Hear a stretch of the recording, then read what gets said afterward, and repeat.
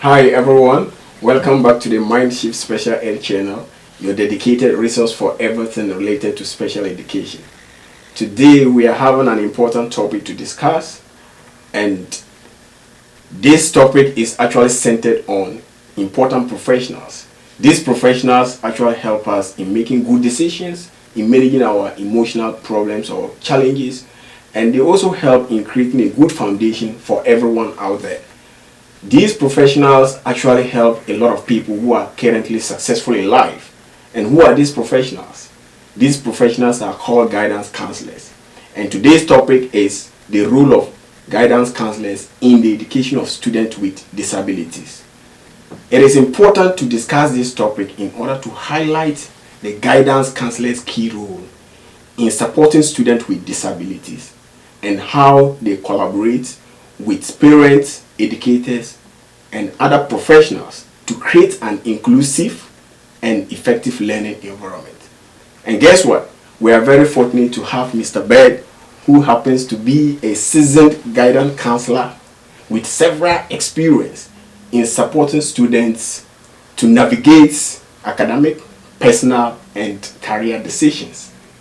With a passion of collaborating or making sure that students are able to excel in education, Mr. Bird has worked with countless students, educators, and families in order to foster growth and resilience. Mr. Bird is someone who has actually worked in the field of guidance for several years, and because of his dedication and hard working, he was appointed as the director for guidance in one of the high schools in US. He served in that position for several years, and currently he is the coordinator for MTSS in one of the high schools, again here in US. Mr. Bird, you're welcome to the Mindshift Special Ed. Thank you, brother. Okay. Yeah, so I actually invited you for us to have a discussion on the topic, the role of guidance counselors in the education of students with disabilities. And I hope my audience will be very happy to have you because you are highly experienced in this field. Yeah, so if you don't mind, can you tell us your journey of becoming a guidance counselor? When I first initiated the process of being an educator, you have to get I got my bachelor's degree in elementary education. Okay. I actually taught middle school math, science, and social studies for several years. But while I'm pursuing that, I always wanted to be. I thought I wanted to be a therapist. Okay. But when I went to college, the college I attended did not have psychology as a major. It had psychology as a minor. So I majored in education. Once I got finished my education degree, I went to graduate school for school counseling. When I initiated over 35 years ago, you have to have taught so many years before you become a counselor. Okay. And simply because they want you to understand the workings of public education or education in and of itself before you can transition outside of the classroom into a different role. Okay. So what I did, I taught for 7 years. Then I transitioned to a high school setting where I started being a counselor. And that was at Lancaster High School, right here where I am now. So I've been at Lancaster for about 26, 27 years. So it's been an interesting path.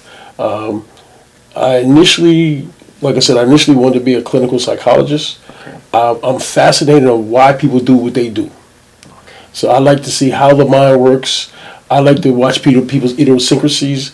I believe that we have a purpose for everything that we do, even though sometimes we don't understand it. And to me, that is the genesis of how the mind works, and is probably the most intriguing thing that I find desirable when you're seeking that knowledge. And that is also applicable when you transition it to students with disabilities. Wow. Because sometimes they don't understand why they do what they do. Mm-hmm. So my job is to help them understand who they are, how they became, and how they're going to deal with, or how they're going to create this atmosphere where they feel comfortable in who they are as a person. Wow. Because a lot of times, they're not comfortable. They're perceived as different. And what they don't understand is everybody's different. Wow. Everybody's different. That's wonderful. Yeah. That's wonderful. Thank you very much. And then we are going to discuss a lot here so that our audience will benefited. Thank you very much, Mr. Bird, for sharing with us your journey of becoming a guidance counselor. All right, so to start with, can you briefly explain what your role as a guidance counselor involves, especially when it comes to supporting students with disabilities? Right. The number one factor is you just have to get to know the students. My job is once you get kids, we divide our students up by alphabet simply because we like to know the individual students, but we also like to know their families. So if I have a brother, a sister, a mother, we keep them all in the same clique. So if I get to know the ninth grader or the first one that comes through, if they have a little brother and sister, I've already developed a rapport with the family. Okay. So by the time the little ones come through, I'm like, hey, I know your brother, I know your mom's. So that's the way we like to do it. Once we get to know the student, then we have to find out what the student's dreams, what the student's aspirations are. Students with disabilities, just like everybody else, they want something for themselves. The problem is, like most ninth graders, they have no idea. Wow. They are just going through the motion. They're going through the motion. Now they always say, I want to be this, I want to be that, but then have you made the steps to become those things? So my job is to sit down and create a path. Okay. And the path starts with selecting courses. Now, obviously, some students with disabilities, we have multi categories. Okay. But in the public education setting, we have those who are seeking high school diplomas, those who are seeking local or certificates, and that's meaning they're hopefully achieving a goal in which they learn a career. Okay. A career occupation that they can transition to the real workforce. And then we have those who are non-occupation, more severe disabilities, students who are just doing, who is attending, trying to learn whatever skills they can. Can be anybody, students with multiple sclerosis, Down syndrome, with severe learning disabilities. So we have those three categories. Based on the students' abilities, they fall into one of the categories. The beautiful thing of it is, as students grow and mature, sometimes they transition from one to the other. We had a student who, for example, a couple of years ago, a young lady who came into the ninth grade as a non-high school seeking student. As she grew and matured, something sparked in her, somebody sparked something in her that said, I can get a high school diploma. So my job as a counselor now is to change her curriculum and also change her mindset of what she can't do, more or less what she can do. She focused on her inabilities. We try to help her focus on her abilities. Wow. And from there, she got a high school diploma, she got a job, she even went to college. Wow. Now, I don't know whether or not she finished, but she went. And I remember a young lady told me one time, she said, Mr. Bird, even if I don't get a degree, I experienced it. And she said that to me was paramount in my desire to go forward. Wow. So that's what we do. We just take those dreams, man. We're not, and I'm trying to give it to like a ship. I'm not the captain that steers the ship. I'm not the wind that propels the ship. Okay. I'm just a rower. I help guide the ship. So I help guide them in the direction that they want to go. Wow. Thank you very much. That's so wonderful, and I hope this will help change most people out there, their mindset regarding to students with disabilities. Yeah, yeah, and I'm very glad to hear that, because that means that you have actually helped that student to even change the direction that she was going, or she was heading towards. Correct. Yes. Yeah. So, and sometimes you even help giving the right direction to her, because she was just only to enroll just to get maybe the high school diploma, but at the end of the day she was able to get to the college level. Yes. That's so wonderful. Yes. So how do you guys, or how do you, as a guidance counselor, how do you deal with their emotions? Because even those without disabilities, we all go through emotions and all those kind of stuff. The beauty of the kids who are labeled and have a diagnosis of an emotional disability is that you know who you're working with. Okay. They know what they're working with. They don't know what to call it, but they know, Mr. Bird, when I get upset, I go 1, 2, 3, 20. Oh, okay. The difference is our kids who are already labeled, we already have a preconceived notion. We already have something that we can sit down and say, okay, hey, this is what you've shown us to be.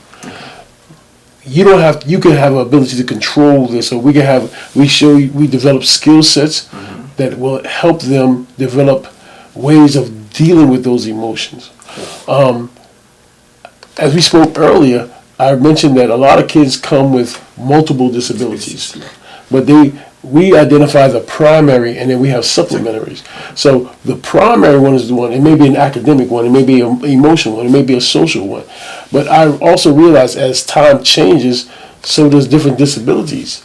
I'm starting to notice that a lot of kids through media are becoming more recluse.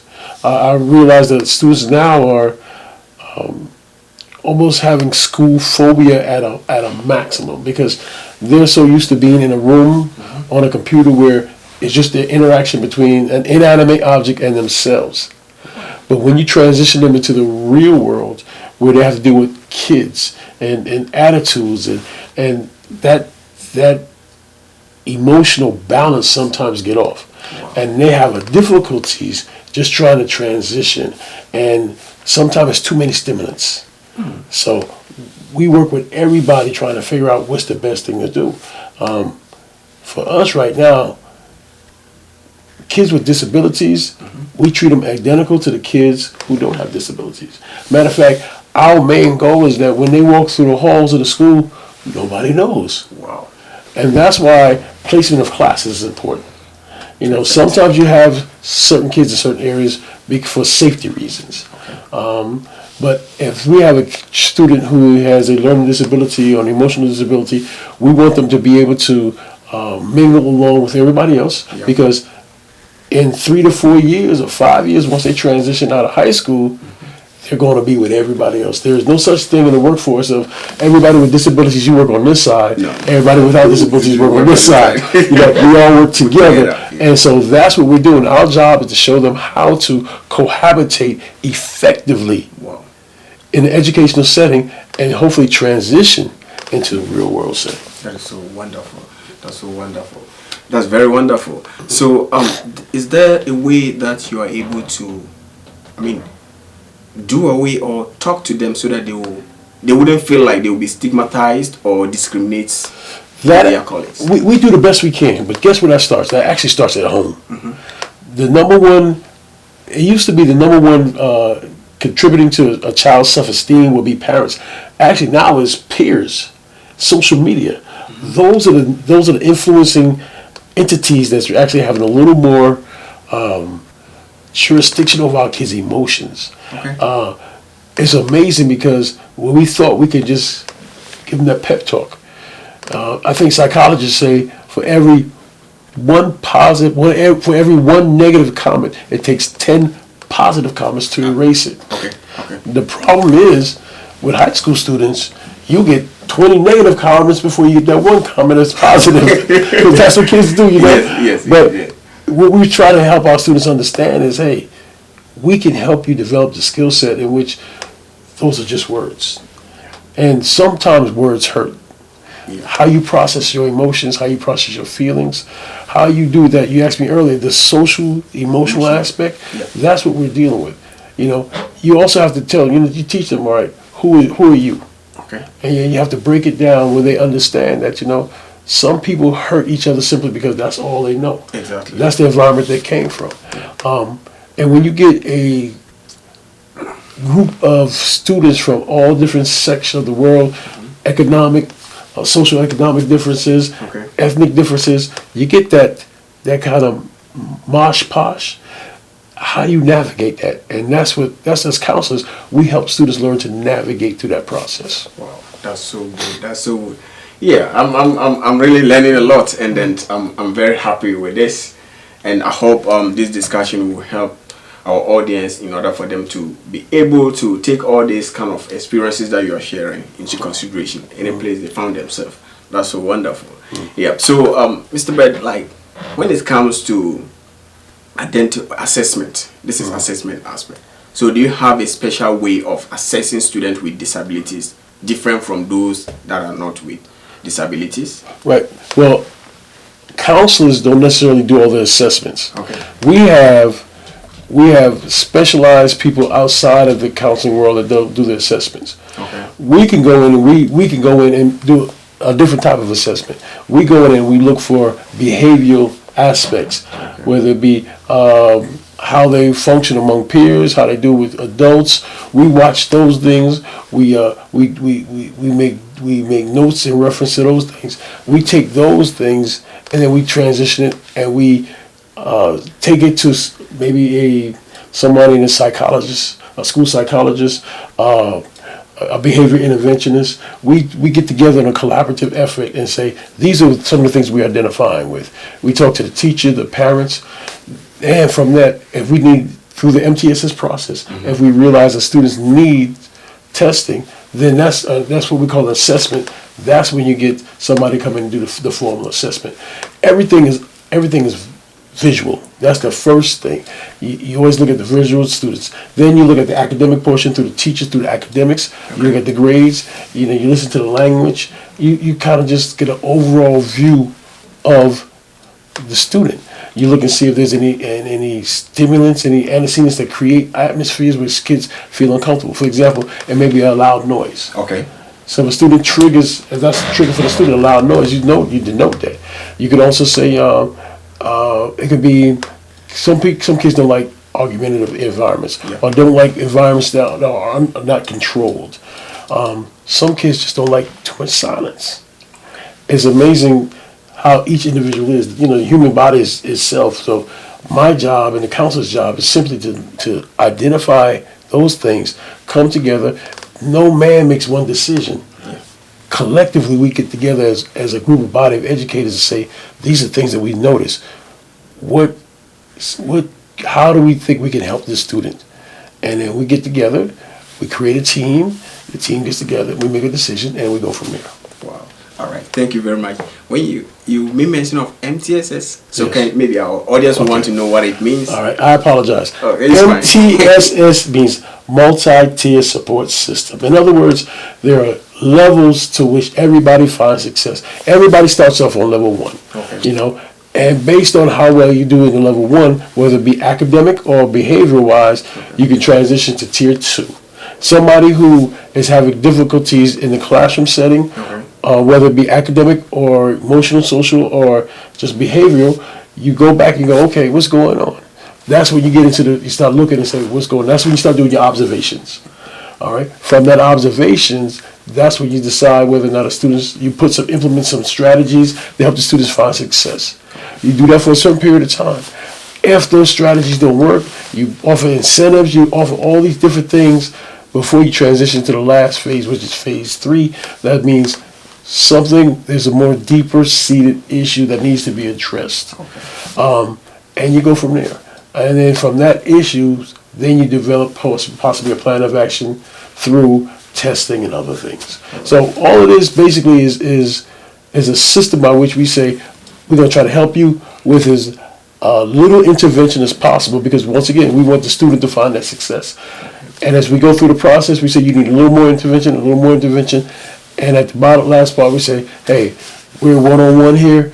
We have to do something because obviously you're not finding success. That's the last phase of the intervention. Wow. Thank you very much for your responses as we are having this discussion. All right. So, how do you work with teachers and administrators in order to ensure that students with learning disabilities are having a fruitful environment in order for them to study well or learn?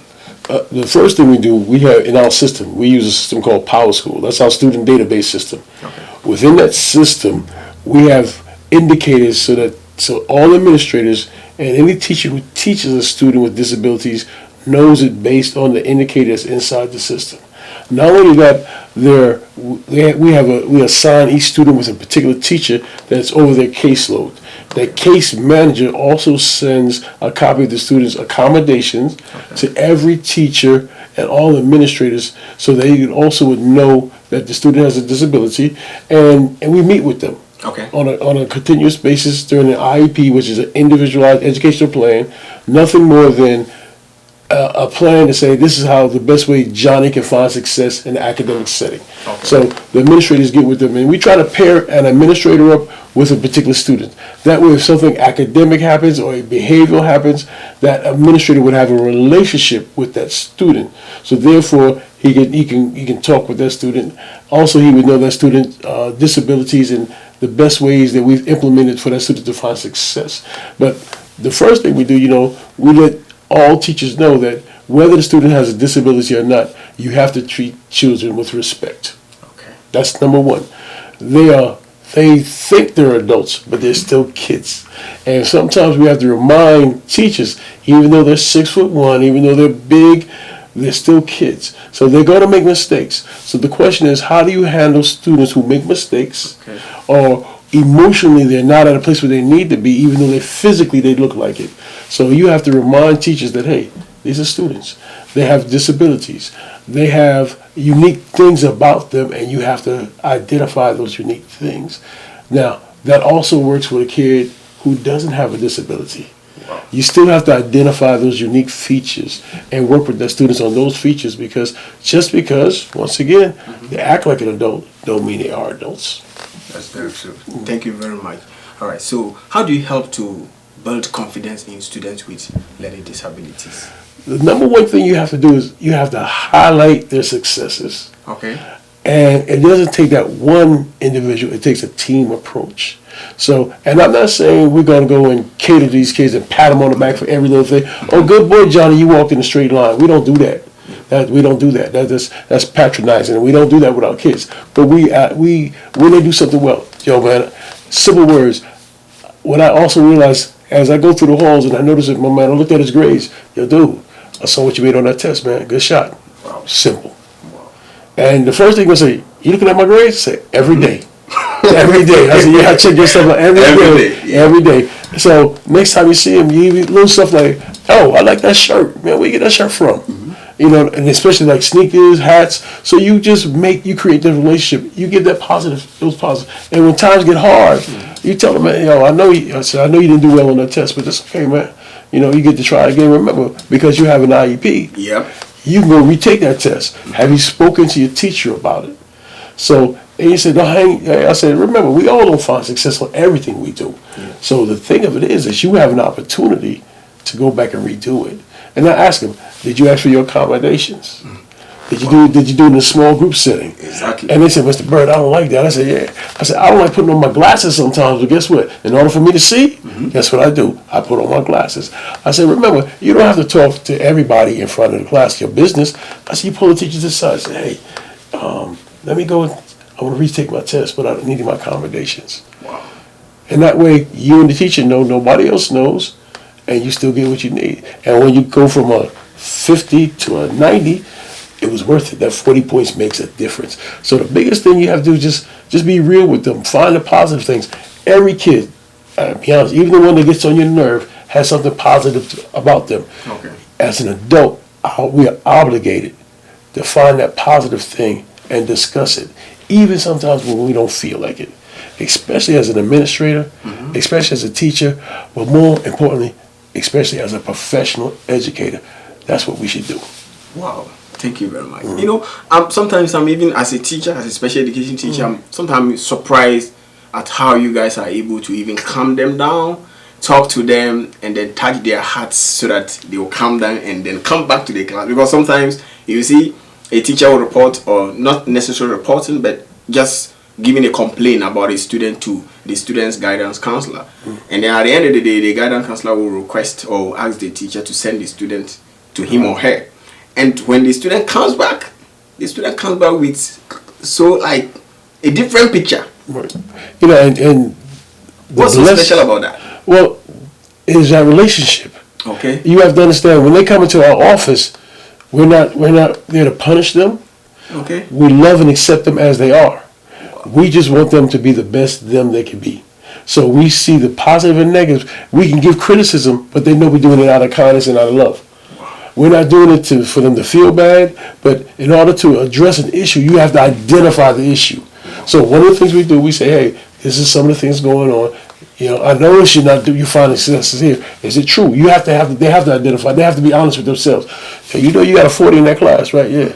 Oh, Betty, I noticed you skipped yesterday. Now, I'm not going to turn you in, but let's understand why you're doing what you're doing.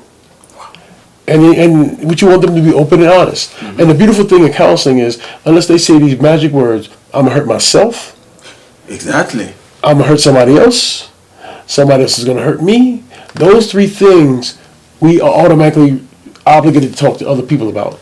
Anything outside that realm, we can keep confidential. They come and say, I don't even like Mr. Dean. Mm-hmm.